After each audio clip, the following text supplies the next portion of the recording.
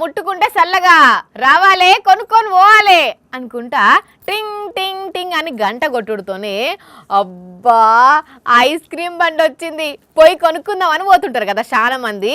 ఇక అమ్మా నాయన కొనియమంటే చిన్న పొరలు అయితే మస్తు ఏడుస్తుంటారు. ఇప్పుడు పెద్దోళ్ళు కూడా మస్తు మంది ఐస్ క్రీములు తింటున్నారాయే.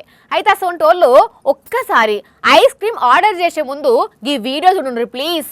ఈ ఎర్రటి ఎండలకు సల్లగా ఉంటదని కమ్మగా లొట్టలేసుకుంటే ఐస్ క్రీమ్ తిందామనుకునే పబ్లిక్ ఒకసారి గిడ చూడుండ్రి.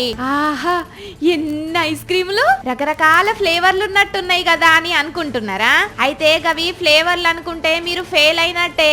ఎందుకంటే ఇవన్నీ కల్తీ ఐస్ క్రీములు, తింటే కడుపు పట్టుకునుడే. అవును, హైదరాబాద్ లో ఈ కల్తీ ఐస్ క్రీమ్ల దందా జోరుగా నడుస్తున్నదట. పాల ఐస్ క్రీమ్ల పాలుండయి, బాదం ఐస్ క్రీమ్ల బాదం ఉండది. కాకపోతే చూసేటందుకు మాత్రం పాలైస్ బాదం ఐస్ లెక్కనే ఉంటాయి, అంత కెమికలే అన్నట్టు. అందుకే చూసేటోళ్లకు డౌట్ అనుమానం రాకుండా పెద్ద కంపెనీ పేర్ల మీద అమ్ముతుంటారు. గిస్వంటి ముచ్చట తెలిసి టాస్క్ ఫోర్స్ ఆఫీసర్లు అత్తాపూర్ల దాడులు చేస్తే ఈ నకిలీ ఐస్ క్రీమ్ల భాగోతం బయటపడ్డది. వెంటనే దీన్ని సీజ్ చేసి కేసు రాసిండ్రట.